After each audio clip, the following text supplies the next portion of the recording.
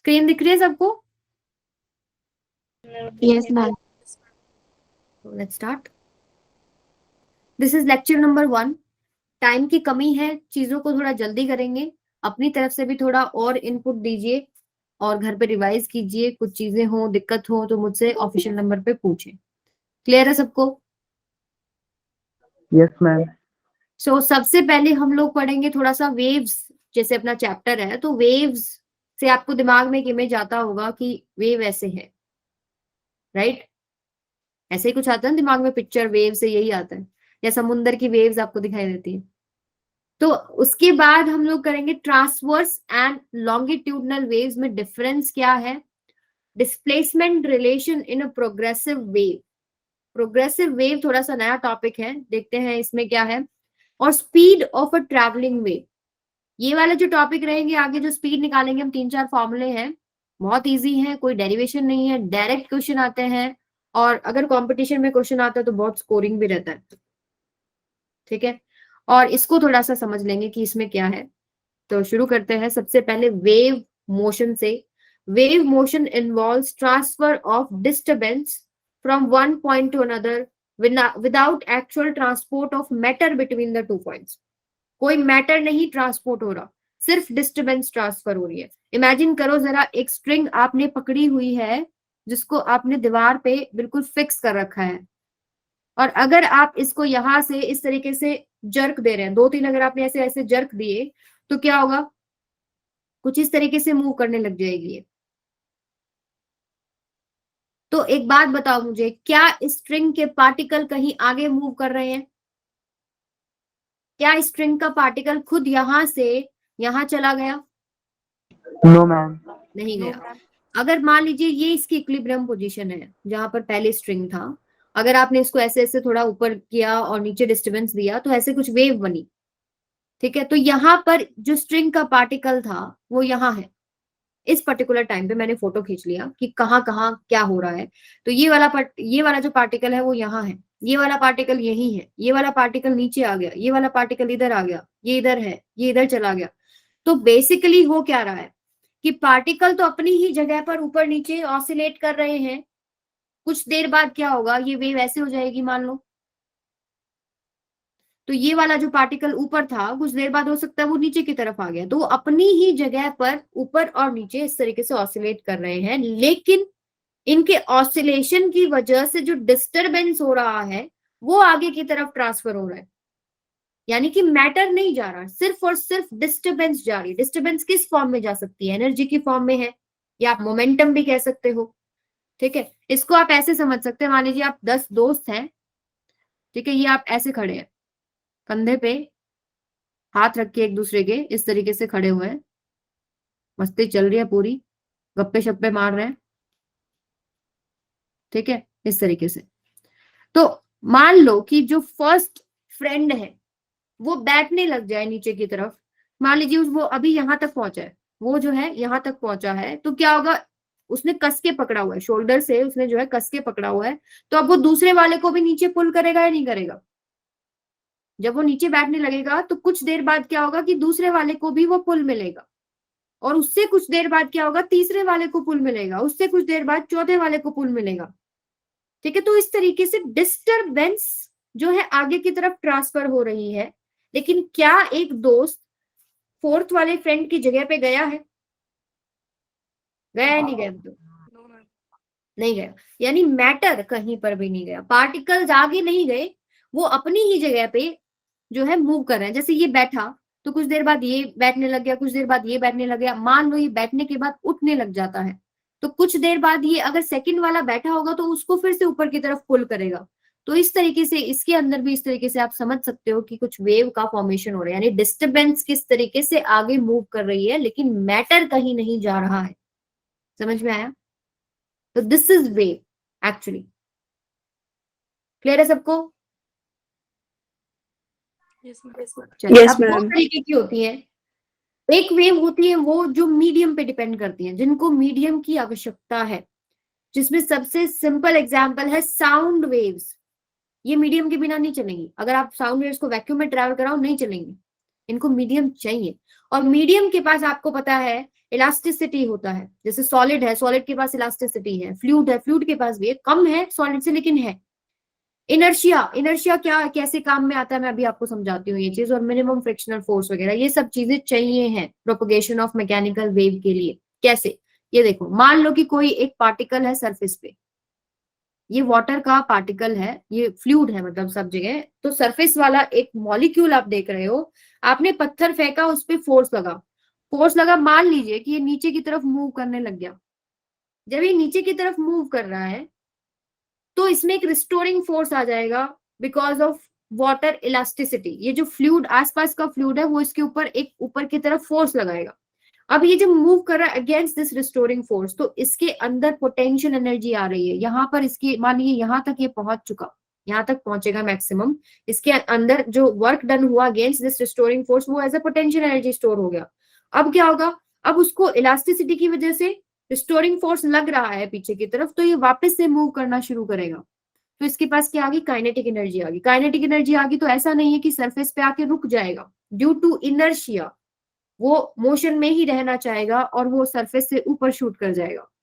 अब जब सारी की सारी काइनेटिक एनर्जी पोटेंशियल में कन्वर्ट होगी, वहां तक ये मैक्सिमम मूव करेगा, then again due to elasticity वापस पुल किया जाएगा। तो इस तरीके से ये डिस्टर्बेंस चलने लग गई। अब ये जो डिस्टर्बेंस है नेबरिंग मॉलिक्यूल्स को ट्रांसफर होगी, वो भी कुछ देर बाद वाइब्रेट करने लग जाएंगे या ऑसिलेट करने लग जाएंगे अपनी जगह पे, कुछ देर बाद थर्ड वाले को ट्रांसफर होगी। तो इस तरीके से डिस्टर्बेंस आगे चल रही है, लेकिन पार्टिकल तो वही मूव कर रहे हैं, क्या मैटर कहीं जा रहा है? तो समझ में आई ये चीज आपको कि इनर्शिया, इलास्टिसिटी और फ्रिक्शनल फोर्स कैसे काम में आया।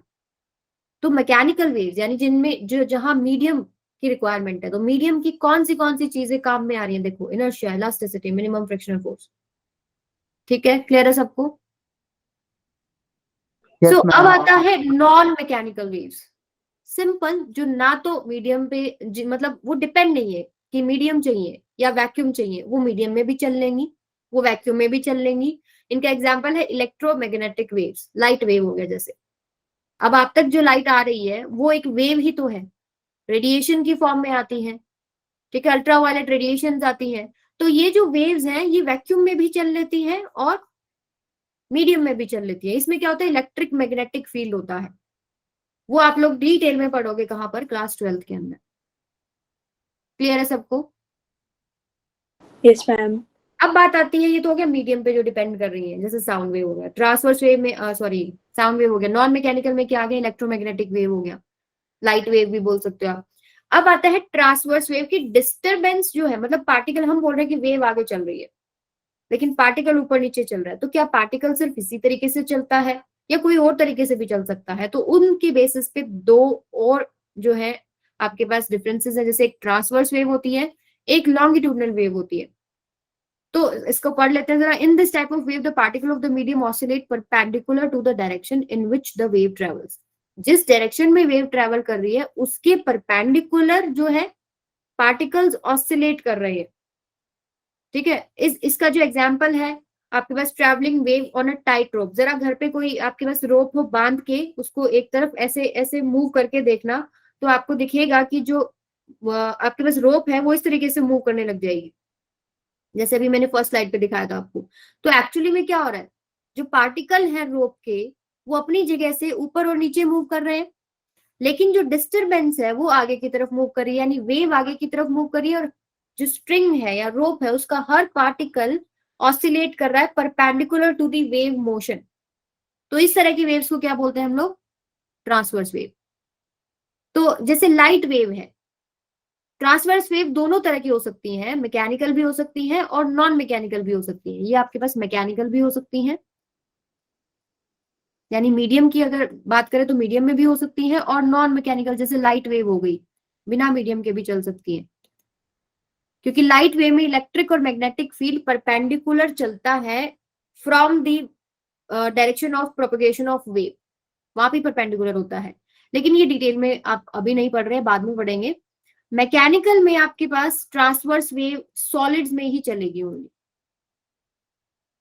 कहीं कहीं हो सकता है आपको देखने को मिल जाए कि सरफेस ऑफ फ्लूइड के ऊपर शायद देखने को मिल जाए कि ट्रांसवर्स वेव जो है चल रही है, क्योंकि सरफेस के पास टेंशन होती है। देखो, इस पार्टिकल को ऊपर और नीचे जाना है और इसका नेबरिंग पार्टिकल को ये पुल या पुश कर रही है। जैसे अगर ये बात करें हम लोग, जो फ्रेंड वाला केस किया था हम लोगों ने, एक फ्रेंड बैठ रहा है तो दूसरे को पुल कर रहा था ना, तो ये डिस्टर्बेंस को ट्रांसफर होने के लिए या एनर्जी को ट्रांसफर होने के लिए ये जो रिजिडिटी है मटेरियल की, उसकी रिक्वायरमेंट है, उसके बिना वो नहीं चलेगी। अगर सॉलिड्स सॉरी फ्लूइड्स और गैसेस की बात करोगे तो पार्टिकल को अगर पुश नहीं मिलता तो वो स्लाइड कर जाएगा दूसरे पार्टिकल के ऊपर, तो वहां वेव नहीं बन पाएगी। तो यही मोशन जो परपेंडिकुलर मोशन है, इसके लिए जरूरी है सॉलिड्स, ये फ्लूइड्स में नहीं चल पाती है।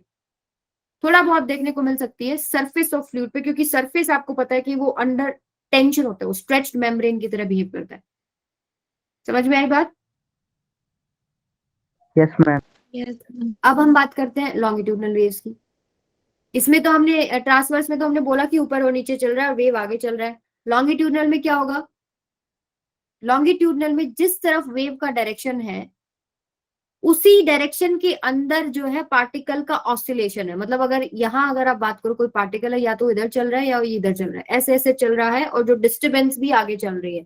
इसका कॉमन एग्जांपल जो है sound wave is a longitudinal wave. तो अगर आप कुछ भी बोलते हैं, जैसे पाकिया ने कुछ भी बोला, मान लो ये एयर के पार्टिकल्स है, पाकिया ने कुछ भी बोला, मान लीजिए राम बोला, तो क्या होगा कि उसके बोलने से ये जो इसके आगे के पार्टिकल्स हैं ये थोड़ा सा पास पास आ गए मान लो। अब क्या होगा, ये जो पास आए इसको हम बोलते हैं कंप्रेशन। अब ड्यू टू इलास्टिसिटी ये वापस से खुलेंगे। जब ये वापस खुलेंगे तो आगे वाले यहाँ पर क्या बन जाएगा, ये थोड़े दूर दूर हो गए और आगे वाले जो है वो थोड़े पास पास आ गए। अब यहाँ पर आपके पास क्या बन गया, कंप्रेशन बन गया। फिर दोबारा से ये खुलेंगे, ठीक है। जब ये दोबारा खुलेंगे तो अब क्या होगा कि यहाँ पर आपके पास क्या बन जाएगा, दोबारा से रेयरफेक्शन बन जाएगा। अच्छा, जो खुल रहे हैं तो ये जो खुला हुआ पार्ट है जहां प्रेशर कम है, डेंसिटी कम है, इसको रेयरफेक्शन बोलते हैं। जहां वो पास पास आ गया इसको हम कंप्रेशन बोलते हैं। तो यहाँ पर आपके पास क्या आ गया, रेयरफेक्शन, और आगे थोड़ा सा कंप्रेशन आ गया। तो ये बेसिकली कंप्रेशन रेयरफेक्शन इस तरीके से डिस्टरबेंस आगे जा रही है। लेकिन पार्टिकल्स का मोशन तो इधर और इधर ही हो रहा है। क्या पार्टिकल्स खुद जा रहे हैं वेव के साथ आगे? वो अपनी जगह पे आगे और पीछे ऐसे मूव कर रहे हैं, ऑसिलेट कर रहे हैं अपनी जगह पे, और वेव में जो डिस्टरबेंस है वो भी आगे जा रहा है। इसको ऐसे कंपेयर कर सकते हो जैसे कि आप लोग बैंक में कभी गए हो, वहां पर अगर लंबी लाइन में आपको खड़ा होना पड़ा हो तो धक्का मुक्की चलती है वहां पे। तो अगर मान लीजिए पीछे वाले की वजह से कोई धक्का मिलता है तो वो धक्का जो है आगे, फिर उससे आगे इस तरीके से ट्रांसफर हो रहा है। तो वेव यानी डिस्टरबेंस जो है वो भी इधर ही ट्रांसफर हो रही थी, और जो बंदे का मोशन था वो भी वहीं पर था। अभी क्या है, जैसे धक्का लगेगा फिर वो पीछे भी जाता है ऐसे, तो उसका मोशन तो वही है, लेकिन डिस्टरबेंस आगे चली जाएगी, जो आगे जो फर्स्ट खड़ा है बंदा वहां तक। समझ में आया लॉन्गिट्यूडनल वेव का कॉन्सेप्ट? Yes, ma'am. ठीक है। तो इसका सबसे कॉमन एग्जांपल तो यही होता है कि आपके पास साउंड वेव्स हो गई, जहां कंप्रेशन रेयरफेक्शन इस तरीके से चल रहा है। ठीक है, तो अब हम आगे चलते हैं। बताइए जरा इसका answer, which one of the following statement is true?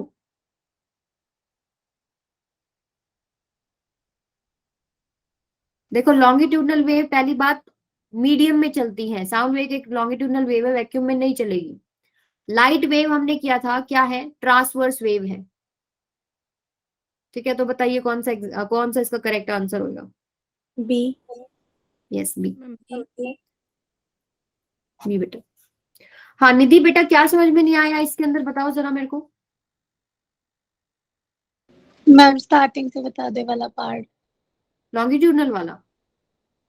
Yes अच्छा, इसको आप ऐसे भी समझ सकते हो। देखो मान लो ये बहुत सारे स्प्रिंग के इस तरीके से लूप्स हैं।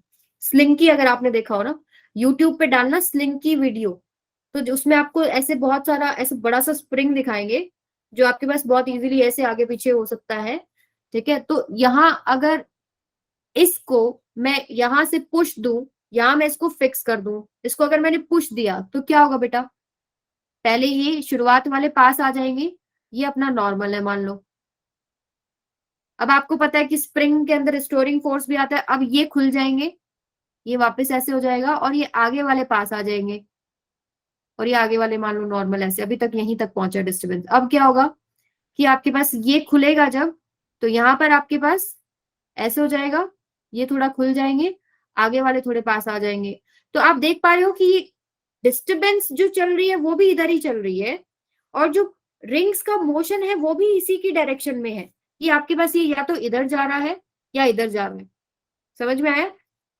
अबाउट द मीन पोजीशन आगे या पीछे मूव कर रहे हैं, और ये जो मोशन है ये डिस्टर्बेंस है, जो वेव जिसको हम बोल रहे हैं वो क्या है? डिस्टर्बेंस है। वो आपकी आगे की तरफ ट्रेवल कर रही है, और पार्टिकल्स भी इसी डायरेक्शन में आपके पास ऑसिलेट कर रहे हैं अबाउट देयर मीन पोजीशन। और अगर मैं इसी स्प्रिंग को ऐसे इस तरीके से अगर मैं मोशन दे दूं, तो ये स्प्रिंग आपके पास मान लीजिए मान लो ऐसे बन गया, ये स्प्रिंग हो गया।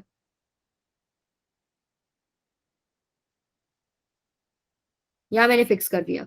तो अब देखो डिस्टर्बेंस तो जा रही है आगे, लेकिन जो रिंग्स हैं, स्प्रिंग के जो रिंग है वो अपनी जगह से ऊपर गया है, फिर वापस यहाँ आएगा या फिर नीचे गया है। तो यानी वेव का मोशन यानी डिस्टर्बेंस का मोशन आगे है, लेकिन जो पार्टिकल या फिर आपके पास यहाँ जो स्पेसिफिक हम बात करें कि रिंग, वो आपके पास उस मोशन के ऊपर या नीचे, मतलब perpendicular to that motion oscillate कर रहा है। तो इसको हम लोग बोल देते हैं ट्रांसवर्स, और ये क्या है? लॉन्गिट्यूडिनल। अब यही चीज जो है मैंने इससे दिखा रखी है आपको। साउंड अगर आप कुछ बोलते हैं तो आपके आगे जो आप इमेजिन कीजिए बहुत सारे मॉलिक्यूल्स आपको दिखाई नहीं दे रहे हैं, तो वो आपके पास आएंगे due to elasticity of air. वो खुलेंगे, जब वो खुलेंगे तो नेक्स्ट मॉलिक्यूल्स को पास लेके आएंगे, वहां पर आपके पास क्लोज हो गया, फिर वो दोबारा खुलेंगे तो वो नेक्स्ट मॉलिक्यूल्स को पास लेके आएंगे। ऐसे करते करते कंप्रेशन रेयरफेक्शन बनते बनते आपके कानों तक आवाज पहुंच जाएगी। समझ में आई बात? Yes ma'am. यानी कि अब जब मैं बोली तो ये डिस्टर्बेंस भी गई आगे, और अगर मैं पार्टिकल्स की बात करूं तो पार्टिकल भी इसी डायरेक्शन में आगे पीछे चल रहे थे। तो this type of motion is longitudinal wave. चलिए, ये हो गया है। उसके बाद करते हैं progressive wave. Progressive wave simple, एक जगह से दूसरी जगह जो वेव चल रही है, जिसके एम्पलीट्यूड मतलब जो उसका maximum displacement from mean position है उसमें कोई चेंज नहीं हो रहा, और एक जगह से दूसरी जगह तक जा रही है। वो ट्रांसवर्स भी हो सकती है, कंप्रेशन रेयरफेक्शन की फॉर्म में भी हो सकती है, और ट्रांसवर्स भी हो सकती है। तो wave which travels from one point of medium to another continuously in the same direction without any change its amplitude is called a progressive wave or a traveling wave. It may be transverse or longitudinal. तो अगर ये travelling है तो ma'am दूसरी कौन सी होगी? फिर एक और पढ़ोगे आप, स्टैंडिंग वेव। वो बाउंडेड होती है, वो दो पॉइंट्स के बीच में आपके पास मान लीजिए इस तरीके से मूव कर रही है, तो दो पॉइंट्स के बीच में ही रहती है। वो हम डिटेल में पढ़ेंगे, वो आगे नहीं ट्रैवल करती है, वो वहीं का वहीं होता है। इसका मोशन हम लोग डिटेल में आगे वाले लेक्चर में पढ़ेंगे। तो ट्रैवलिंग जो एक से दूसरे तक चलते जा रही है। समझ में आया? इसको प्रोग्रेसिव वेव भी कहते हैं, ट्रैवलिंग वेव भी कहते हैं, ट्रांसवर्स भी हो सकती है, लॉन्गिट्यूडनल भी हो सकती है। क्लियर है सबको? Yes, ma'am. अब बात करते हैं हम इसकी जनरल फॉर्म क्या है। तो सबसे पहले एक चीज देखें कि अब हम जब ये स्ट्रिंग वाला ही केस ले रहे हैं कि इस तरीके से कुछ वेव बन रही है, ये आपके पास मान लो इसकी इक्विलिब्रियम पोजीशन थी। अब हमने उसको ऐसे थोड़ा जो डिस्टर्ब किया, तो इसका जो पार्टिकल का स्ट्रिंग का हर एक पार्टिकल जो है वो आपके पास मोशन कर रहा है। ये ऊपर जा रहा है, फिर ये नीचे आएगा, फिर ये ऊपर जाएगा, फिर नीचे। इस तरीके से हर एक जो पार्टिकल है वो आपके पास इस मीन पोजीशन के अबाउट ऑसिलेट कर रहा है। ठीक है, तो उसको हम लोगों ने प्लॉट करा अगर y और x के बीच में, y और x के बीच में, तो ये आपके पास इसी तरीके से y और x। देखो आपको याद हो सिंपल हार्मोनिक मोशन में हम x और t के बीच में ग्राफ प्लॉट करते थे। याद है कि अगर पार्टिकल आपका मान लो इस तरीके से मूव कर रहा है टू एंड फ्रो, तो विद टाइम हम लोगों ने अगर उसका ग्राफ प्लॉट किया था तो कुछ इसी तरीके से आया था। लेकिन SHM एक वेव नहीं होती है, ये हमने उसका मोशन स्टडी किया था विद टाइम। वेव जो है, जैसे ये वेव है, इसमें आपके तो देखो हजारों पार्टिकल्स है, हजारों पार्टिकल्स अपनी जगह पर ऑसिलेट कर रहे हैं। तो अगर मैं यहां पर देखूं कि डिस्प्लेसमेंट क्या है, तो डिस्प्लेसमेंट हर पार्टिकल का अलग अलग है। ये वाला पार्टिकल इधर है, ये वाला पार्टिकल इधर है, ये वाला इधर ही है, ये वाला नीचे आ गया, ये वाला ऊपर जा रहा है। तो हर पार्टिकल अपनी ही दुनिया में मस्त है। ठीक है, वो हर एक का जो है डिस्टर्बेंस अलग अलग, मतलब अलग अलग जगह पर उनका अलग अलग डिस्प्लेसमेंट है फ्रॉम देयर मीन पोजीशन। समझ में आई? तो यानी कि जो डिस्प्लेसमेंट है वो डिपेंड कर रहा है एक्स के ऊपर, यानी कि कौन से पार्टिकल की बात कर रहे हो आप, ये वाला, ये वाला, ये वाला, ये वाला, और डिस्प्लेसमेंट है ये कि वो मीन पोजीशन से कितना ऊपर गया है, इतना गया है, इतना गया है, कितना गया है। तो कौन से पार्टिकल की बात कर रहे हो, कौन सी पोजीशन की बात कर रहे हो जो डिस्प्लेसमेंट आप पूछ रहे हो। तो y is function of first x, second. अब ये हर पार्टिकल ऐसा तो नहीं है कि बस यहां तक गया है, ये ऊपर जा रहा है, नीचे आ रहा है, फिर ऊपर जा रहा है, फिर नीचे आ रहा है। तो टाइम के साथ इस पर्टिकुलर पोजीशन के ऊपर, मान लो ये वाला पार्टिकल मैं देख रही हूँ, x मैंने फिक्स कर दिया कि भाई इस पार्टिकल की मुझे डिस्प्लेसमेंट बताओ, तो मेरे पास पोजीशन तो आ गई, लेकिन मेरे पास अब भी नहीं पता कि डिस्प्लेसमेंट क्या होगी जब तक टाइम स्पेसिफिक ना बता दूं मैं आपको कि भाई इस टाइम के ऊपर बताओ डिस्प्लेसमेंट कितनी है, क्योंकि ये तो मूव कर रहा है, ऊपर भी जा रहा है, नीचे भी आ रहा है, ऊपर भी जा रहा है, नीचे भी आ रहा है। ठीक है, तो y is function of x and t। ये चीज सबको क्लियर है? Yes, ma'am. ठीक Yes, है, ma'am. अब फंक्शन कुछ भी हो सकता है। ठीक है, फंक्शन अब यहाँ पर कोई भी वैल्यू पुट कर सकते हो, साइन हो सकता है, कोस हो सकता है, लॉगरिथमिक वैल्यू हो सकती है। तो अब इसका जनरल फॉर्म अगर आप देखेंगे तो y is equal to function of a x plus minus b t, इस तरीके से आपको कोई फॉर्म दिखेगा फंक्शन का। फिर आप उसमें दो चीज चेक करोगे, पहला curl square y by curl T square is equal to v square into में कर्ल स्क्वायर y बाय में curl x square, where v square is not equal to 0। ठीक है, अगर आप इस गिवन फंक्शन का विद रिस्पेक्ट टू t दो बार पार्शियल डिफरेंशिएशन करेंगे and with respect to x दो बार पार्शियल डिफरेंशिएशन करेंगे और इस तरीके का इक्वेशन अगर सेटिस्फाई हो जाए तो आप बोलेंगे कि गिवन फंक्शन वो एक वेव को रिप्रेजेंट कर रहा है। ये जो फंक्शन है बेटा इसमें सारी वेव्स आ गई, जनरल आपके पास फॉर्म है ये वेव का। अब दूसरी चीज आपको एक चीज और चेक करनी है कि y is defined for all values of x and t, मतलब y कहीं ऐसा नहीं हो कि किसी x और t की वैल्यू पर वो नॉट डिफाइंड हो जाए, इन्फिनिटी हो जाए। ठीक है, तो गिवन फंक्शन कोई भी है, जैसे कि मैं एक एग्जांपल आपको दूं, मान लो यही ले लेते हैं, y is equal to sine के एक्स माइनस में ओमेगा टी, ये एक फंक्शन हो गया। तो सबसे पहले आप इसको दो बार पार्शियल डिफरेंशिएशन करेंगे विद रिस्पेक्ट टू टी, दो बार पार्शियल डिफरेंशिएशन करेंगे विद रिस्पेक्ट टू एक्स, फिर आप देखेंगे कि क्या इस तरह का इक्वेशन सेटिस्फाई हो रहा है। ठीक है, दूसरा आप चेक करेंगे क्या इसकी वैल्यू जो है y की जो वैल्यू है कहीं नॉट डिफाइन तो नहीं हो रही किसी x और t पे। तो साइन और कोस में आपको पता है कि x और t की आप कोई भी वैल्यू पुट करो, साइन वैल्यू +1 और -1 के बीच में ही देता है। ठीक है, वो नॉट डिफाइंड नहीं हो रहा है, यानी कि दूसरी कंडीशन सेटिस्फाई है, फर्स्ट कंडीशन आपको चेक करनी पड़ेगी। चलो चेक कर लेते हैं, curl y by curl t कर लेते हैं। साइन का डिफरेंशिएशन क्या हो जाएगा, कोस, एंगल का बताओ कितना होगा with respect to t, minus omega, फिर curl square y by curl t square कर लेते हैं। कोस का आएगा minus sine, minus minus plus हो जाएगा, तो ये होगा sine omega K x minus omega T, और जब अंदर आप करेंगे तो फिर एक माइनस ओमेगा आ जाएगा, तो माइनस ओमेगा स्क्वायर। अब curl y by curl x कर लेते हैं, curl y by curl x कितना हो जाएगा, साइन का हो जाएगा कोस के एक्स माइनस ओमेगा टी, और एंगल का अगर आप करें तो इनटू में k आ जाएगा। इसका दोबारा से कर लीजिए, curl square y by curl x square, this is equal to minus of k square cos के एक्स माइनस ओमेगा टी। ये सबको क्लियर है सारी चीजें? दो बार मैंने partial differentiation with respect to t करा, दो बार विद रिस्पेक्ट टू एक्स किया, क्लियर है बेटा ये सब? मैं चेक कर रही हूँ कि क्या ये कंडीशन सेटिस्फाई हो रही है नहीं। Yes, ma'am. ओके, सो अभी देखो, अब मैं देख लेती हूँ जरा, पहला तो मेरे पास आया है ये वाला फॉर्म और दूसरा है ये वाला, डिवाइड कर लेते हैं इन दोनों को। तो आप देखोगे curl square y by curl T square by में curl square y by curl X square, this is equal to omega square by में k स्क्वायर, और साइन, देखो यहाँ साइन आएगा ना, आप गलती भी नहीं करेक्ट कर रहे, इसका मतलब आप ध्यान नहीं दे रहे क्लास में। कोस का माइनस साइन आएगा ना, तो यहाँ साइन, साइन से साइन पूरा कैंसिल हो जाएगा, सिर्फ ये बचेगा, यानी curl square y by curl T square is equal to omega square by में k स्क्वायर इंटू में कर्ल स्क्वायर y बाय में कर्ल x स्क्वायर। क्या फर्स्ट इक्वेशन जैसा कुछ लग रहा है आपको? क्या लग रही है, बन गई ना अपनी? v स्क्वायर की Yes, जगह ma'am. क्या है, omega square bye k square, ये आपके पास Yes, v ma'am. Omega by k he speed of wave है। आप इसको देख के भी डायरेक्ट लिख सकते हैं, स्पीड ऑफ वेव होती है coefficient of T bye coefficient of x. अब इसको देख के मैंने बता दिया, मुझे इसको देख के बताना जरा क्या बन रहा है speed of sound, coefficient of T यानी omega by coefficient of X यानी कि के, ओमेगा बाय के, और यही बन रही है अपने पास।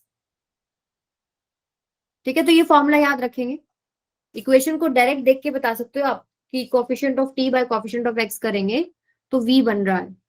और ये वाली कंडीशन तो हमारी बन गई, इक्वेशन बन गई। सेकंड भी हो जाएगा, अभी मैंने आपको बताया कि साइन और कोस हर वैल्यू पे डिफाइंड है, क्योंकि उनकी कुछ भी एंगल की वैल्यू पुट करो +-1 के बीच में ही आएगा। यानी कि जो मैंने एक्सप्रेशन लिया है, मैंने जो फंक्शन लिया, वो एक वेव को रिप्रेजेंट कर रहा है। समझ में आई बात? हो सकता है कोई ऐसा फंक्शन है कि ये कंडीशन ना सेटिस्फाई हो, तो हम बोलेंगे कि that given function is not representing a wave.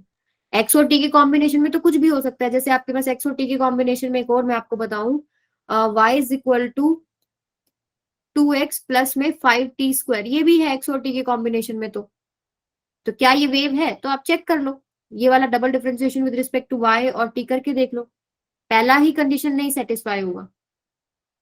Clear है सबको? y displacement is function of x and t। फिर उसका जनरल फॉर्म क्या होता है, वेव का फंक्शन जो है वो इस तरीके से लिखा जाता है। इसको देख के आप v भी बता सकते हो, coefficient of t by coefficient of x। दो कंडीशन चेक करेंगे, curl square y by curl t square is equal to v square into में curl square y by curl x square, और second y is defined for all values of x and t। अब आप इस function को देख के ये भी बता सकते हो कि वेव आपकी कौन से डायरेक्शन में चल रही है। जैसे कि फंक्शन था हमारा, जो आंसर आया वो आया y is equal to function of a x plus minus में बीटी, ये है ना। तो ए एक्स प्लस बीटी या minus a x minus b t, जब दोनों के साइन सेम होते हैं तो वेव इज ट्रेवलिंग इन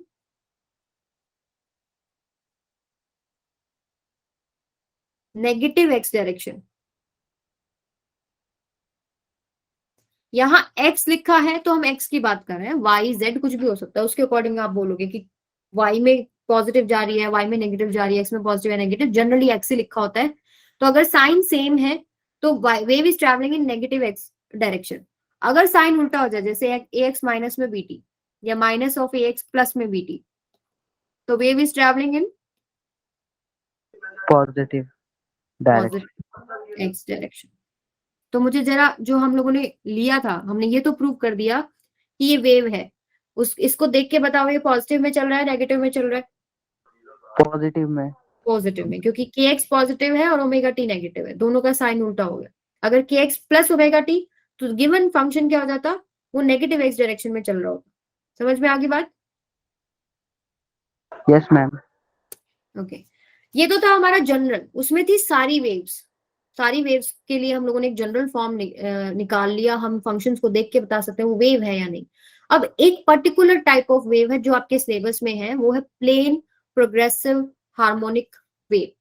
ये वो वेव है जिसके अंदर हर एक पार्टिकल सिंपल हार्मोनिक मोशन कर रहा है। जो पहले वाले केसेस थे, कोई जरूरी नहीं था उनमें हर एक पार्टिकल जो है वो एसएचएम कर रहा हो, ठीक है। यहाँ पर हर एक पार्टिकल वो ऑसिलेट कर रहे थे अबाउट देयर पोजीशन, जरूरी नहीं है वो एसएचएम कर रहे थे, लेकिन हर एक पार्टिकल अगर एसएचएम कर रहा है about their mean position in a wave, तो उसको हम लोग क्या बोलते हैं, plane progressive harmonic wave. Clear है सबको? Any doubt? निधि मैम ये दोबारा बता दो एक बार। देखो, अभी हम लोगों ने पीछे जो भी वेव का डिस्कशन किया वो हम लोगों ने जनरल डिस्कशन किया। उसमें आपके पास हम बोल रहे हैं कि पार्टिकल जो है वो ऑसिलेट करते हैं अपनी पोजीशन के ऊपर, ठीक है, लेकिन जरूरी नहीं है वो सिंपल हार्मोनिक वेव हो, मतलब सिंपल हार्मोनिक ऑसिलेशन हो। जब एसएचएम कर रहा है हर एक पार्टिकल, एसएचएम जो आपने अभी पीछे पढ़ा ऑसिलेशन में, एसएचएम की कंडीशंस अगर सारे सेटिस्फाई कर रहा है पार्टिकल, इट मींस वो एक प्लेन प्रोग्रेसिव हार्मोनिक वेव बना रहा है, ठीक है। तो during the propagation of wave through a medium, if the particle of the medium oscillate simple harmonically about their mean position, then the wave is said to be plane progressive harmonic wave. जैसे यही आप wave ले लो, ये wave जो है मान लो बन रही है, तो इसका मतलब क्या है कि इसका हर एक पार्टिकल जो है, मान लीजिए ये आपके पास स्ट्रिंग थी जो आपने बांध रखी है, तो इसका हर एक पार्टिकल जो है वो SHM कर रहा है, सिंपल हार्मोनिक मोशन कर रहा है, तो ये गिवन वेव क्या हो जाएगी, प्लेन प्रोग्रेसिव हार्मोनिक वेव। समझ में आई? कोई जरूरी नहीं है कि वेव्स के अंदर SHM करा, ऑसिलेशन हो सकते हैं, लेकिन ऑसिलेशन का एक टाइप था सिंपल हार्मोनिक मोशन, आपको याद हो। समझ में आया? तो एग्जैक्टली जो रिस्टोरिंग फोर्स जो आता है वो F equals to minus KX अगर आ रहा है, ठीक है, तब हम बोल रहे हैं कि वो आपके पास क्या है, सिंपल हार्मोनिक मोशन है। या एक्सेलरेशन आपके पास, आपको याद हो क्या आया था, directly proportional to negative of y, ठीक है। या फिर आप जो भी उनकी कंडीशन हम लोगों ने SHM में पढ़ी थी, वो सारी सेटिस्फाई जब हो रही है, तो हम बोल रहे हैं कि हर एक पार्टिकल जो है वो SHM कर रहा है, तो गिवन वेव क्या है, सिंपल हार्मोनिक है। समझ में आया? Yes ma'am. चलिए, अब जो एक्सप्रेशन आपको याद रखना है जिसके ऊपर डायरेक्ट क्वेश्चंस बनते हैं वो क्या है, y is equal to a sine kx plus minus omega t plus minus five. अगर इस तरह की वेव आपको गिवन है तो ये आपके पास प्लेन प्रोग्रेसिव हार्मोनिक वेव है। इसमें साइन की जगह कोस भी हो सकता है, kx plus minus omega T की जगह omega t plus minus kx भी हो सकता है, कोई प्रॉब्लम नहीं है। प्लस माइनस फाइव हो सकता है बिना फाइव के हो, ठीक है। और आपके पास जैसे अगर हम ये जनरल एक्सप्रेशन हम लोग लिख रहे हैं, ये ट्रांसवर्स वेव के लिए, अगर लॉन्गिट्यूडनल वेव अगर है तो y की जगह बुक्स में s लिखा होता है, और कोई चेंज नहीं होता है इसके अंदर, ठीक है। जैसे हम लोग ट्रांसवर्स वेव के लिए बना रहे हैं ना इक्वेशन, y और x के बीच में कुछ ऐसे बन रही है, लॉन्गिट्यूडनल वेव के लिए भी ऐसे ही बनती है y और x के अंदर, ठीक है। ये थोड़ा सा समझने वाली बात है, आप करके देखिएगा, रिसर्च करें इसके ऊपर कि लॉन्गिट्यूडनल वेव कैसे प्लॉट होगी, ठीक है। रिसर्च करो, नहीं समझ में आए मेरे से पूछना, कोई एक्स्ट्रा सेशन ले लूंगी आपका कि कैसे बन रही है। समझ में आया? तो यहां पर y इज इक्वल टू, यानी डिस्प्लेसमेंट, y क्या है बेटा, displacement, displacement from mean position. a क्या है, एम्पलीट्यूड है, ठीक है। k क्या है, वेव नंबर,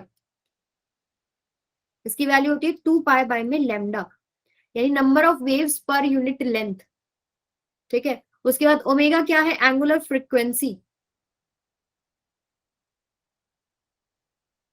ओमेगा क्या है, 2 पाई f भी लिख सकते हैं हम इसको। क्लियर है सबको ये चीज?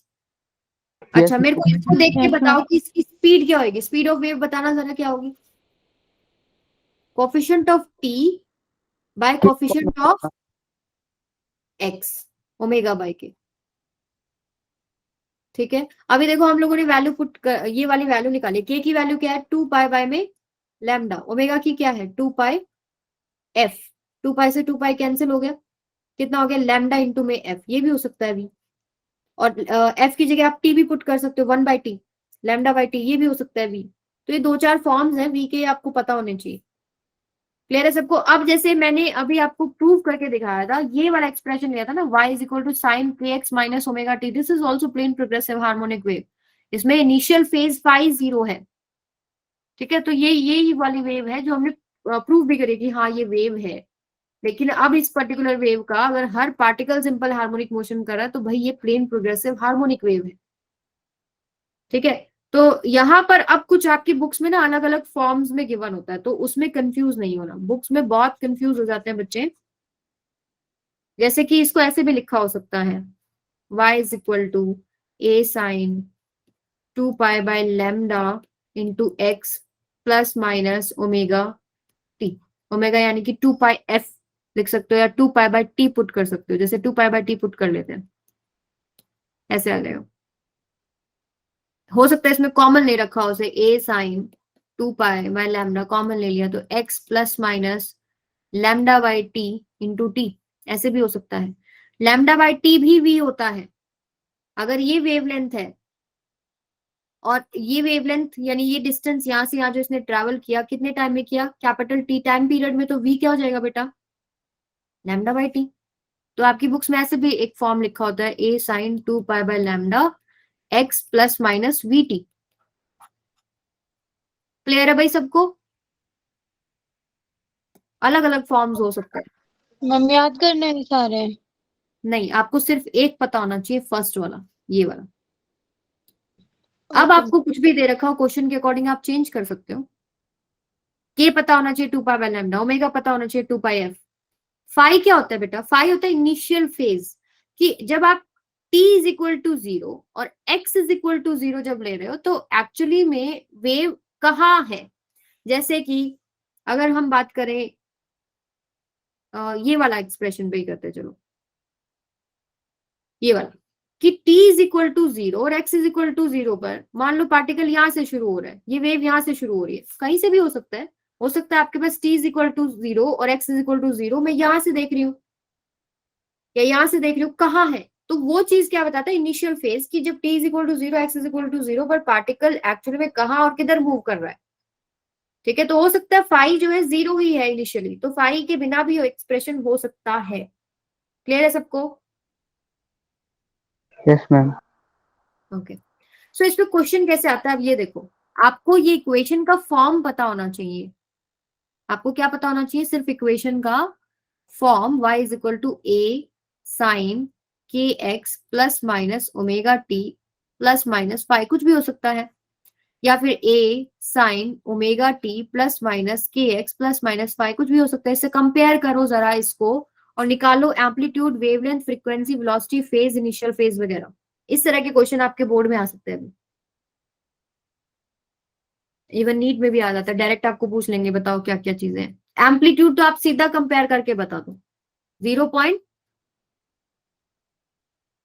ये तो यही है ए। ठीक है, फिर आप ओमेगा टी से कंपेयर कर लो। ओमेगा क्या है आपके पास? Pi by 2 into 10 into 10t minus 40f. Yes, तो 2 pi f is equal to pi by, नहीं, ओमेगा टी एक्सप्रेशन बेटा टी के साथ तो सिर्फ ये आएगा ना, ये के एक्स वाला एक्सप्रेशन हो जाएगा, पाई बाय 2 इंटू 40 वाला। तो पाई बाय 2 इंटू 10, तो ये कितना हो जाएगा? पाई से पाई कैंसिल हो Excuse जाएगा। me मैम, हाँ जी बेटा। मैम ओमेगा के लिए तो ये पूरी टर्म आनी चाहिए थी ना? ओमेगा के लिए कौन सी टर्म आएगी? टी के साथ जो एक्सप्रेशन है, टी के साथ यहाँ क्या बन रहा है? पाई बाय 2 इंटू 10t। अगला एक्सप्रेशन क्या है? पाई by 2 into 40 into x minus में पाई बाय 4। तो आप कंपेयर कर लो टी के साथ कौन सी एक्सप्रेशन है, सिर्फ इतना ही तो है। Okay ma'am. और के एक्स यानी ये हो गया, और फाई यानी ये हो गया। ठीक है, तो यहां अब आप कंपेयर करो ओमेगा टी, ओमेगा हो गया आपके पास 2 पाई एफ, और यहाँ पर पाई बाय 2 इंटू 10, तो ये हो जाएगा आपके पास बेटा 2 1 जा 2 5 जा, तो ये एफ कितना आ गया? 5 बाय 2। फ्रीक्वेंसी पता है, टाइम पीरियड अगर मैं पूछ लेती तो उल्टा हो जाता है इसका, 2 बाय 5। एक्सक्यूज मी मैम, हाँ जी बेटा। मैम एक ओमेगा को 2 पाई अपॉन में टी करके भी तो कुछ होता है, वो नहीं रख सकते इधर? रख सकते हो, रख लो। अगर ओमेगा को आप 2 pi by capital t put कर दे, this is pi by 2 into 10, pi से पाई कैंसिल, तो ये हो जाएगा 2 1 जा 2 5 जा, 1 by t is equal to 5 by 2, यानी t is equal to 2 by 5। आ गया ना अपना वही आंसर। Okay ma'am. अब टी निकल गया तो यहाँ से फ्रीक्वेंसी यहाँ से भी निकाल सकते हो, f/2 अगर पूछ रखी है तो। क्लियर है? ये कर सकते हो बिल्कुल, 3 4 फॉर्म्स हैं, सारे एक दूसरे में कन्वर्ट हो जाते हैं। तो ओमेगा टी वाला चीज हो गई हमारे पास। क्या क्या निकल गया देखो, फ्रीक्वेंसी निकल गई, एम्पलीट्यूड निकल गया, इनिशियल फेज तो देख के बता ही दो कितना है। इनिशियल फेज कितना है? -π/4। Minus pi by 4। अब आपके पास सिर्फ वेलोसिटी और वेवलेंथ की कहानी रहेगी। वेवलेंथ के लिए के आप यूज कर सकते हैं, तो पाई बाय 2 इंटू में 40 इज इक्वल टू के, एंड के is 2 pi by lambda, right. तो पाई से पाई कैंसिल हो गया, 2 1 जा, तो ये 20 हो गया, ये 2 1 जा, ये 10 हो गया, यानी लैम्डा आपके पास 1/10 आ गया। समझ में आया? यस क्लियर है? मैम। अब वेवलेंथ आ गया तो मुझे वेलोसिटी निकाल के बता दो फटाफट। वेलोसिटी के बहुत सारे फॉर्मूले डिस्कस करें, डायरेक्ट देख के बता दो पहले तो। v is equal to coefficient of T यानी pi by 2 into 10 by coefficient of x कितना हो जाएगा, पाई बाय 2 इंटू 40 कितना हो गया, 1/4। एक तो ऐसे भी निकाल सकते हो। एक और फॉर्मूला किया था हमने, कितना, लैम्डा बाय टी।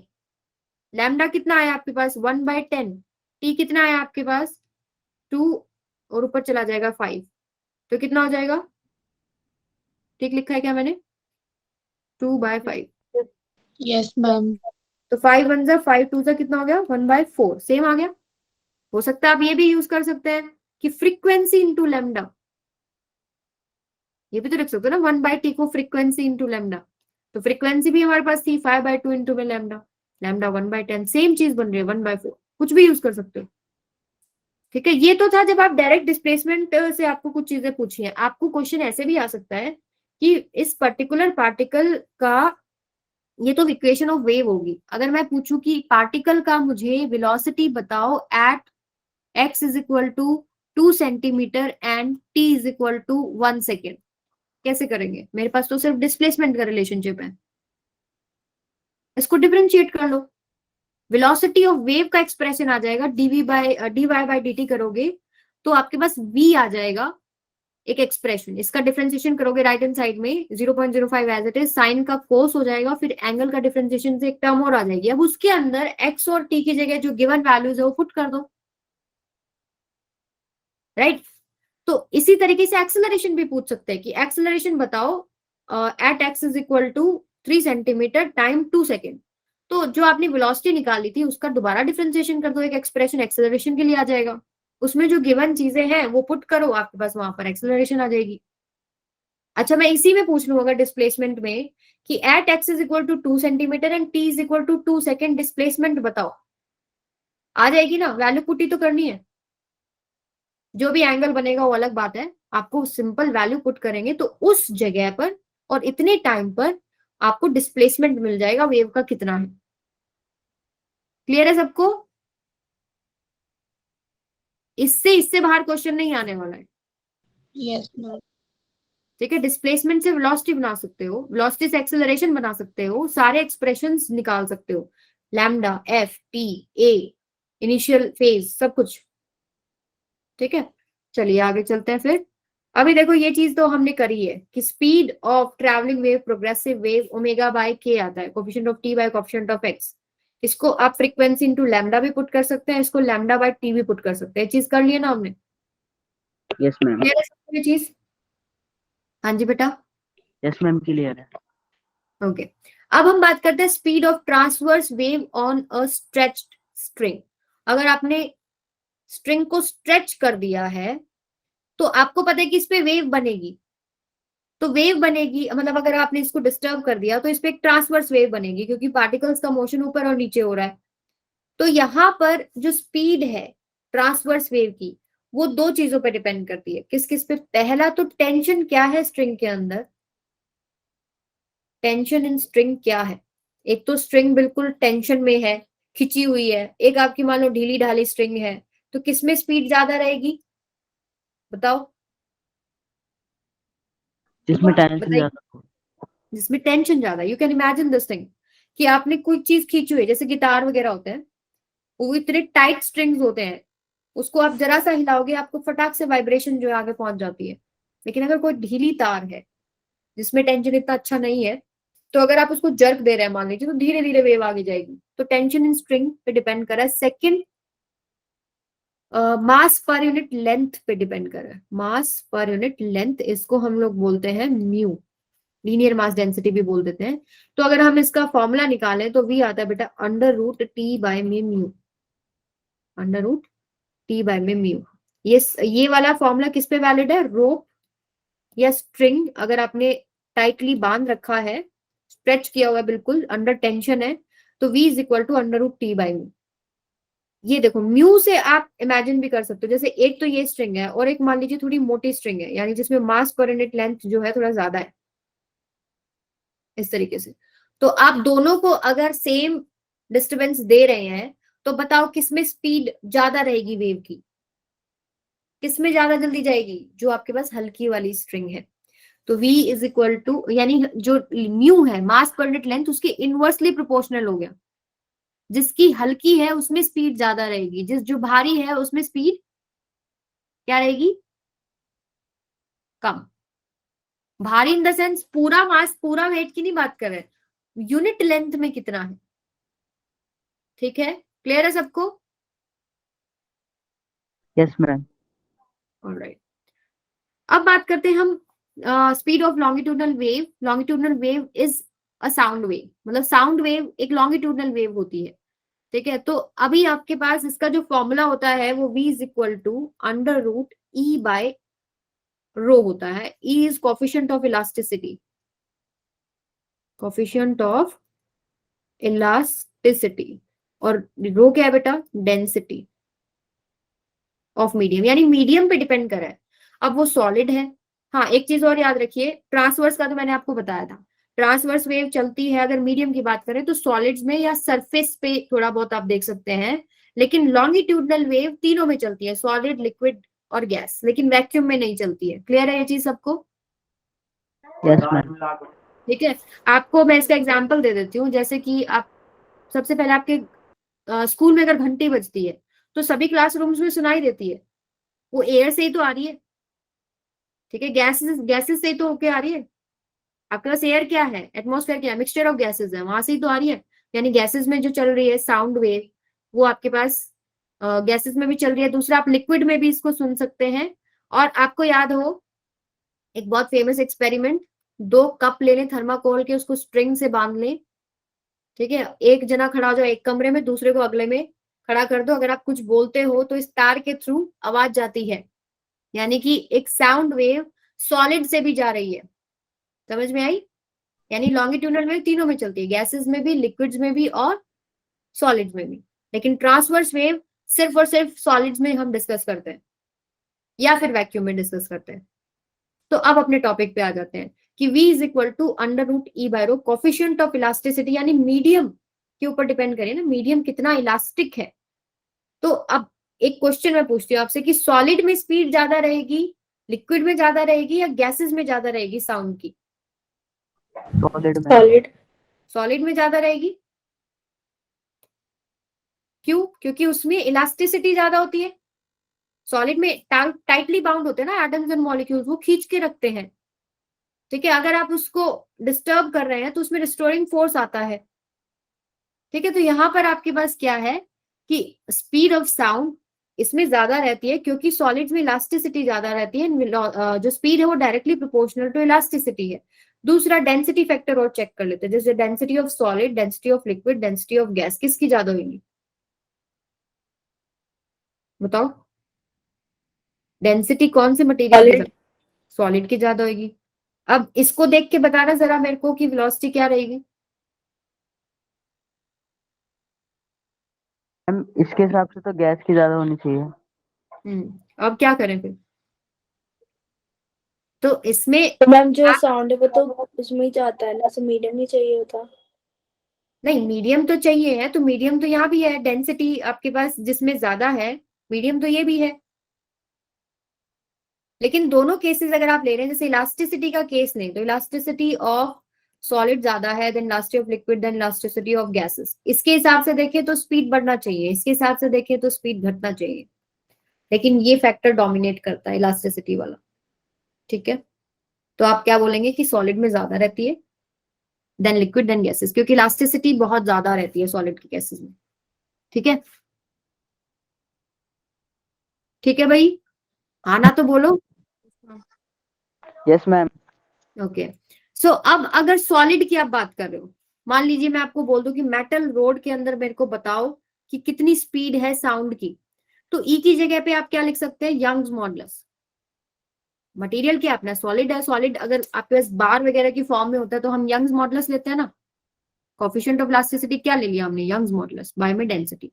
लेकिन अगर हम बात करें सॉलिड और लिक्विड्स एंड गैसेस, तो वी की फॉर्मूला क्या हो जाएगा? बी बाय में रो। यहाँ बी क्या है आपके पास? Bulk modulus. अब इसको हम चेक करेंगे, 2 साइंटिस्ट आते हैं, वो अपना अपना थ्योरी देते हैं, देखते हैं कौन सा करेक्ट है। तो ये वाला जो फॉर्मूला बेटा, v is equal to under root b by rho. Newton क्या कहते हैं, वो कह रहे हैं कि जो साउंड का ट्रैवलिंग है वो एक आइसोथर्मल प्रोसेस है। क्या है? Isothermal process. आइसोथर्मल प्रोसेस में यानी कि टेम्परेचर नहीं बदलता, इस प्रोसेस में, इस ट्रैवलिंग में जो है टेम्परेचर नहीं चेंज होता। टेम्परेचर नहीं चेंज हो रहा तो पीवी इज कांस्टेंट, यस और no? Yes ma'am. Yes, ma'am. Equation की बात करें देन पीवी इज कांस्टेंट। तो यहां पर आपके पास बल्क मॉडुलस का एक फॉर्मूला होता है, बताना जरा क्या होता है? Minus delta P by delta V by V, यही होता है ना? चेंज इन प्रेशर, जो इंक्रीज इन प्रेशर आपने किया, divided by change in volume by original volume. तो इससे हम ये फॉर्मूला डिराइव कर सकते हैं। कैसे? P dV प्लस में V dP this is equal to 0।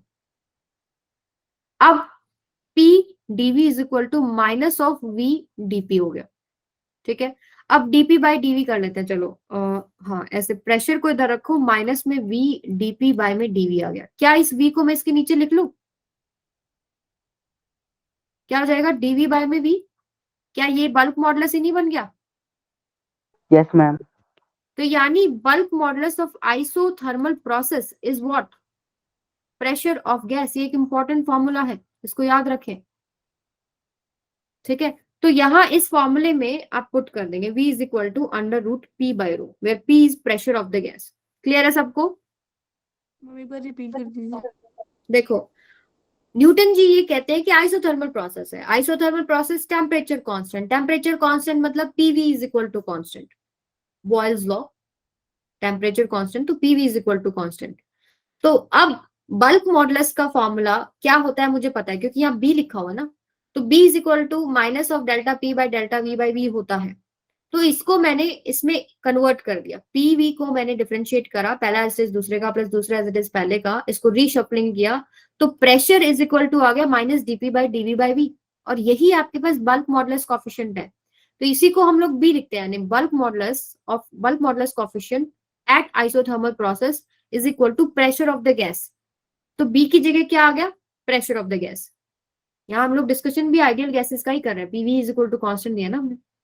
तो प्रेशर को अगर हम पुट करें नॉर्मल STP NTP कंडीशन जो होती है आपके पास 1.01 into 10 to the power 5 Newton पर मीटर स्क्वायर एटमॉस्फेरिक प्रेशर हो गया।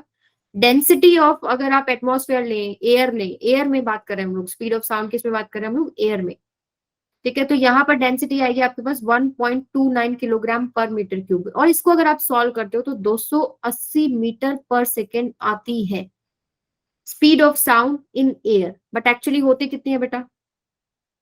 330। 332 समथिंग मीटर पर सेकेंड। यानी कि न्यूटन जी ने जो अजम्पशन माना है उसमें कुछ गड़बड़ है। जो बोल रहे हैं ना आइसोथर्मल प्रोसेस यानी टेम्परेचर कांस्टेंट, यही तो बोल रहे हो, उसके बेसिस पे हम लोगों ने निकाला फॉर्मूला, उसमें कुछ गड़बड़ है। तो इसको करेक्ट किसने किया? वो है लाप्लेस फॉर्मूला, लाप्लेस जी ने करेक्ट किया। वो क्या कहते हैं कि ये प्रोसेस में टेम्परेचर बदलता है, साउंड जब आपके पास चल रही है तो इसमें टेम्परेचर चेंज होता है, ठीक है? यानी कि टेम्परेचर चेंज हो रहा है तो वो फैक्टर लेना पड़ेगा। लेकिन ये भी कहते हैं कि जो साउंड वेव चलती है, आपको पता है कंप्रेशन और रेयरफेक्शंस की फॉर्म में चलती है, ये इतने फास्ट होते हैं कि हीट ना अंदर आ सकती है ना अंदर जा सकती है, बहुत फास्ट। देखो मैं बोल रही हूँ कितनी फास्ट आवाज पहुंचती है, कहीं पर भी कुछ भी आवाज आती है कितनी फास्ट पहुंचती है। तो कंप्रेशन रेयरफेक्शन बहुत फास्ट होते हैं कि हीट को अंदर आने का ना बाहर जाने का मौका मिलता है। तो इस तरह की प्रोसेस को क्या बोलते हैं? Adiabatic process. समझ में आया? अभी एडियाबैटिक प्रोसेस में टेम्परेचर तो बदलता था, अगर वर्क डन ऑन सिस्टम या work done by the system अगर हो रहा था तो इंटरनल एनर्जी डिक्रीज या इंक्रीज होती है, उसके बेसिस पे टेम्परेचर बदल जाता है, यानी टेम्परेचर यहाँ बदलेगा, ठीक है? तो टेम्परेचर कांस्टेंट वाली कंडीशन तो हट गई। दूसरा जो प्रोसेस है वो इतना फास्ट हो रहा है कि ना हीट आ रही है ना जा रही, तो हम उसको एडियाबैटिक प्रोसेस बोल रहे हैं। तो एडियाबैटिक प्रोसेस की इक्वेशन आपको पता है, PV की power gamma is constant, right? Yes ma'am. अब हम इसको डिफरेंशिएट कर सकते हैं, P गामा V की पावर गामा माइनस में 1 प्लस में V की power gamma DP is equal to 0। Same तरीके से हम इसको रीशफलिंग करेंगे तो हमारे पास पी आएगा माइनस सॉरी गामा पी आएगा माइनस डेल्टा पी बाय में डेल्टा वी बाय वी। आप करके देखिएगा यही आएगा same, gamma P is equal to minus delta P by delta V by V. तो वी का फॉर्मूला क्या था, बल्क मॉडुलस बाय में रो। तो अब बल्क मॉडुलस ये क्या हो जाएगा, गामा इंटू में पी, बी की जगह क्या पुट कर दिया, गामा इंटू में पी। तो वी का फॉर्मूला क्या होगा, is equal to under root gamma P by rho. तो ये लाप्लेस करेक्शन की वजह से आया है। अब इसमें अगर हम वैल्यू पुट करते हैं, प्रेशर की 1.01 इंटू 10⁵, डेंसिटी 1.29 और गामा क्या पुट करूं भाई, गैस में बात कर रहे हैं ना, speed of sound in gas यानी एयर की बात कर रहे हैं हम लोग। 1.4 1.4 यस, 1+2/f होता है। और एटमॉस्फेयर में यानी एयर की हम बात करें तो जनरली डायटोमिक जो मॉलिक्यूल्स रहते हैं, जिसकी वजह एफ की वैल्यू हम 5 पुट करेंगे तो गामा की वैल्यू कितनी आएगी 1.4 फॉर एफ इक्वल्स टू 5। तो ये पुट करेंगे 1.4 और इसका जब हम लोग अंडर रूट वगैरह लेते हैं तो आपके पास आंसर आएगा लगभग 333 मीटर पर सेकेंड।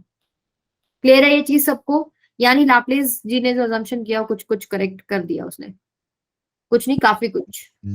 मैम इसमें जब पीवी की पावर गामा का डिफरेंशिएशन करेंगे तो पी गामा वी गामा -1 और डेल्टा वी भी तो आएगा यहाँ पे। यस हाँ, वो मैं आपको यही बोल रही थी ना, रीशफलिंग कर लेना, इसको करोगे तो आपके पास यही बन जाएगा। ठीक है, ओके मैम। ओके सो ये सबको समझ में आ गया। अब लास्ट जो आपका टॉपिक है वो, अच्छा मेरे को ये बताओ, ये तो हम लोग गैसेस की बात कर रहे हैं, अगर मैं बोलूं कि speed of sound in helium gas निकालो तो डिग्री ऑफ फ्रीडम क्या हो जाएगा उसके लिए, 3 मोनोटॉमिक। Yes monoatomic. सो किसी भी गैस में आपको पूछ सकते हैं। हम लोगों ने जो ये डिस्कशन की है ये हम लोगों ने किस चीज के लिए की है, एयर के लिए की है, speed of sound in air. So अब बात करते हैं हम टेम्परेचर। देखो स्पीड का फॉर्मूला आपके पास आया है, निखिल थोड़ा सा और रह गया बस, v is equal to gamma P by में रो। मैम निधि ने बोला। अच्छा एन एन है ना दोनों का, थोड़ा सा और है Nidhi. So gamma P by rho आ गया, तो इसमें टेम्परेचर तो नहीं है, क्या करें, PV is equal to nRT भी होता है, आइडियल गैस का ही केस चल रहा था अपना। तो PV is equal to nRT, तो यहां से एन को आप given mass by molar mass into RT ऐसे भी पुट कर सकते हो। यहां से वॉल्यूम को इधर ले जाओ, m by V into molar mass RT. M by V को क्या पुट कर सकते हैं, डेंसिटी, और इस डेंसिटी को नीचे ले आओ, पी बाय रो क्या आ गया बेटा, आरटी बाय एम। तो ये वाला फॉर्मूला किस में कन्वर्ट हो गया, टेम्परेचर की फॉर्म में, गामा आरटी बाय एम। ये फेमस फॉर्मूला है थोड़ा, इसको आप याद रखें, गामा आरटी बाय में एम। समझ में आ गया सबको, यस मैम। ठीक है। तो यहां पर अब आप देख सकते हो कि v directly proportional to under root T हो गया। तो बता सकते हो टेम्परेचर बढ़ गया तो स्पीड बढ़ गई, टेम्परेचर घट गया तो स्पीड घट गई। क्लियर है सबको? Yes ma'am. अब बात कर लेते हैं, पहला फैक्टर हो गया टेम्परेचर, दूसरा फैक्टर है क्या, pressure. If temperature of the gas remains constant then there is no effect of the pressure change on the speed of sound. क्यों, v is equal to under root gamma p by rho था, pressure के directly proportional है, तो change हो जाना चाहिए था, लेकिन चेंज नहीं हो रहा, क्योंकि प्रेशर बढ़ाने पर डेंसिटी भी बढ़ जाता है। समझ में आया, प्रेशर इंक्रीज हो रहा है तो डेंसिटी भी बढ़ गया। तो इसी फॉर्मूले का, यानी कि इसको अगर आप देखें तो प्रेशर बढ़ा रहे हो तो कोई फर्क नहीं आ रहा क्योंकि डेंसिटी भी बढ़ गया। इसी को आपने कन्वर्ट किया था गामा आर टी बाय में एम, किया था या नहीं किया था? अगर टेम्परेचर कांस्टेंट है, अब प्रेशर बढ़ा लो घटा लो कोई चेंज नहीं होएगा, टेम्परेचर के साथ वेरिएशन होएगा। इसलिए जनरली ये वाले के साथ आप चेक करते हैं कि क्या चीजें हो रही हैं, तो प्रेशर के साथ आप नहीं चेक करते, क्योंकि प्रेशर बढ़ाने पर डेंसिटी भी बढ़ जाएगी तो स्पीड तो उसके हिसाब से कांस्टेंट रहेगी। ठीक है, अब मान लीजिए आपके पास टेम्परेचर आपने चेंज कर दिया तो उसके हिसाब से क्या हो जाएगी, स्पीड बदल जाएगी, चाहे आप प्रेशर बढ़ा रहे हो चाहे घटा रहे हो। क्लियर है सबको? Yes ma'am. ओके लास्ट जो इसका फैक्टर है वो है ह्यूमिडिटी। ह्यूमिडिटी से क्या समझते हो आप लोग? मैम जो बारिश के बाद हो जाती है, क्या हो जाती है? क्या हो जाती है बारिश के बाद? नमी हो जाती है। नमी हो जाती है, मतलब वाटर के मॉलिक्यूल्स आ गए मतलब एटमॉस्फेयर में, उसको हम लोग क्या बोल रहे हैं? ह्यूमिडिटी हो गई है। तो मान लीजिए दो तरह की एयर होगी, एक तो ये मॉलिक्यूल्स मान लो कि ड्राई एयर के हैं, दिस इज ड्राई एयर, और ये मान लो कि ह्यूमिड आपके पास एयर है, यानी कि इसमें कुछ ड्राई एयर के मॉलिक्यूल्स हैं और कुछ इसमें वाटर के मॉलिक्यूल्स हैं, कुछ इसमें ड्राई एयर के हैं, कुछ इसमें वाटर के मॉलिक्यूल्स हो गए। तो अब मुझे ये बताओ डेंसिटी किसकी ज्यादा होगी, ड्राई एयर की या वाटर जो मॉइस्ट एयर है या ह्यूमिड एयर है, किसकी ज्यादा होगी? Moist air. लगता है ऐसे, मुझे भी ऐसे ही लगता है, पर ऐसा होता नहीं है। क्यों?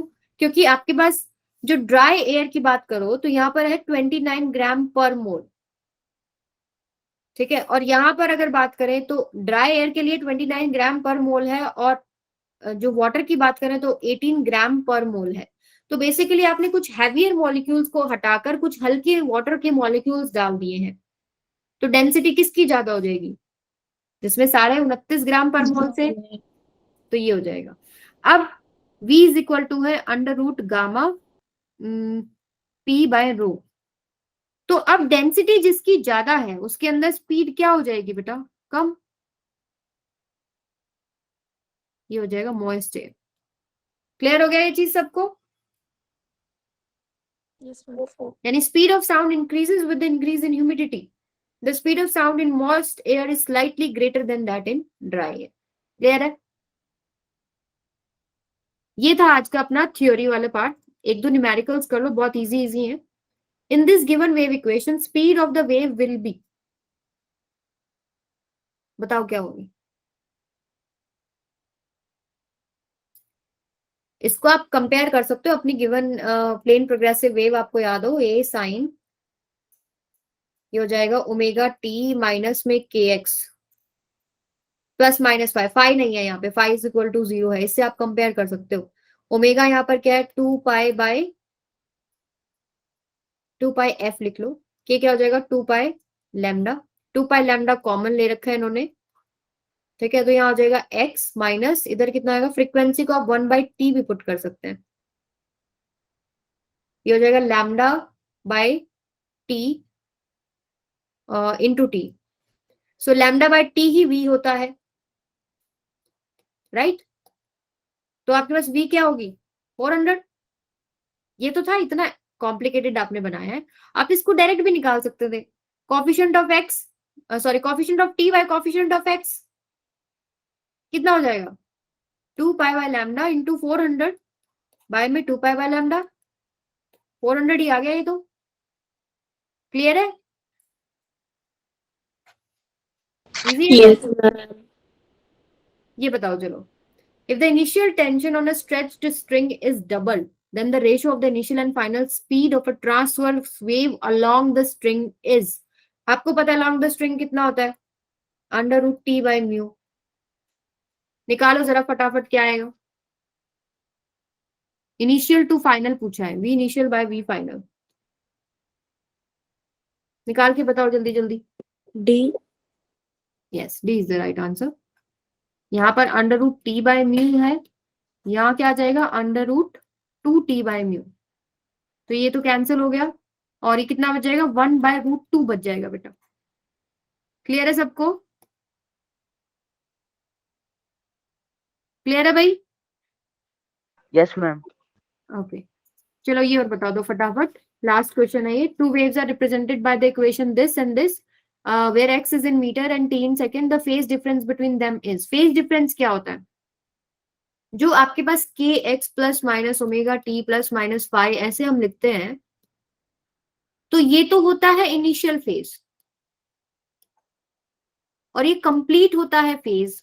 मतलब अगर मैं इस पर्टिकुलर टाइम पे बात करूं तो कंप्लीट, अगर हम बात करें कि पार्टिकल कहाँ है, किधर मूव कर रहा है, तो वो तो कंप्लीट फेज बता देगा। लेकिन जब 0 t is equal to 0 x is equal to 0 पे आप बताएं कि पार्टिकल या वेव कहाँ है, वो इनिशियल फेज बताता है।